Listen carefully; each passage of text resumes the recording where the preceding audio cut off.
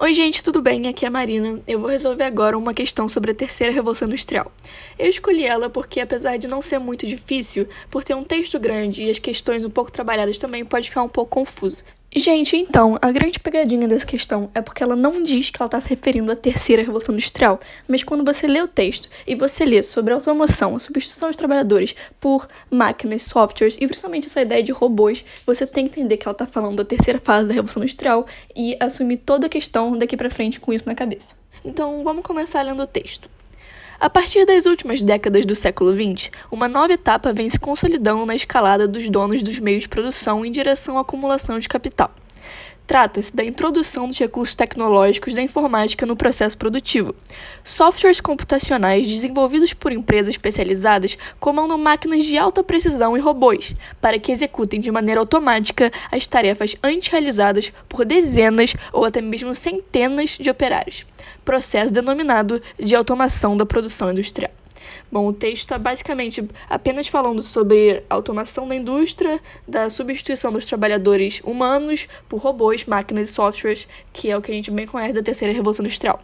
Bom, vamos ler a pergunta então. O processo citado pelo autor do texto reverbera, ou seja, reflete em uma série de consequências tanto no processo de produção industrial quanto na dinâmica socioeconômica espacial, dentre as quais não podemos citar. Então a pergunta está dizendo que essa automação que o texto se referiu traz consequências na indústria, na sociedade, na economia e no espaço, e está pedindo para a gente dizer qual das opções não é uma dessas consequências da terceira revolução industrial. Vamos ler as opções e vamos ver se elas estão certas ou erradas. Começando com a letra A. O processo de terceirização da economia resultante da substituição dos trabalhadores por maquinários nos setores primário e secundário. Se você observar, essa letra A ela é sim verdadeira e está completamente certa. Essa mecanização, essa automação nos setores industrial, que é o secundário, e agropecuário, que é o primário, gera uma migração da mão de obra para o setor terciário da economia, que é o setor dos serviços e do comércio.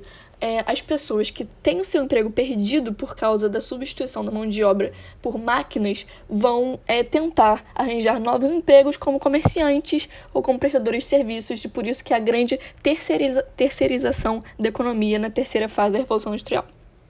Vamos então para a letra B. O processo de mecanização do campo que contribuiu para a intensificação do êxodo rural e o crescimento acelerado das cidades. A letra B também é certa, se relaciona bastante com a letra A. A mecanização do campo, que é o setor primário da economia, essa automação, toda essa perda de empregos, contribuiu para a intensificação do êxodo rural, que é a grande migração em massa da população do campo para as cidades, que também, como elas estavam sendo altamente industrializadas, atraiu uma quantidade maior de pessoas, então ela com certeza também está certa. Vamos ler agora com bastante atenção a letra C, que eu acho que é a que mais pode gerar dúvidas. A inserção do meio informacional na economia capitalista financeira através de novas descobertas científicas no campo dos transportes e da comunicação. A informatização da economia de mercado ela é muito relacionada com o desenvolvimento da terceira revolução industrial.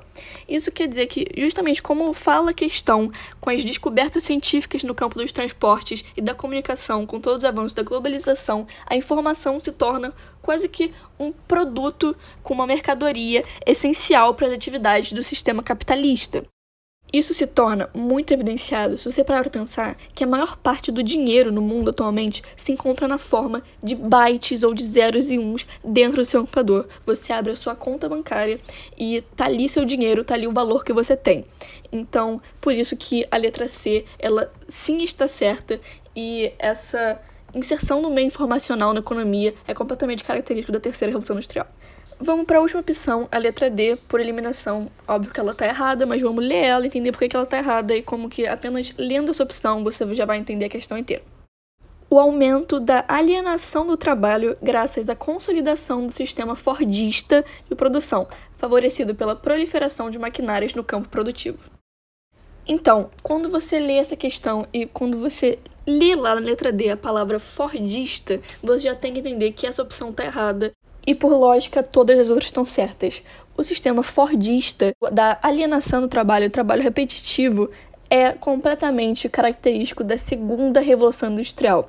Na terceira Revolução Industrial, o Fordismo deu espaço para o Toyotismo, que é o modelo flexível da produção industrial. É o pós-Fordismo. Então, a letra D está errada, porque o Fordismo não se perpetua na terceira Revolução Industrial, e essa é a opção que você deve marcar. Então, caso você, por exemplo, esteja em alguma outra dúvida contra as outras questões, apenas olhando para essa palavra fordista, você já pode eliminar essa questão e marcar ela rapidamente no Enem, sem perder tempo. Mas foi bom a gente ter lido toda ela, porque a gente revisou um pouco vários aspectos da matéria da terceira Revolução Industrial, que é importante. Então, é isso, gente. Beijo. Espero que tenha ajudado a todos. Até a próxima aula.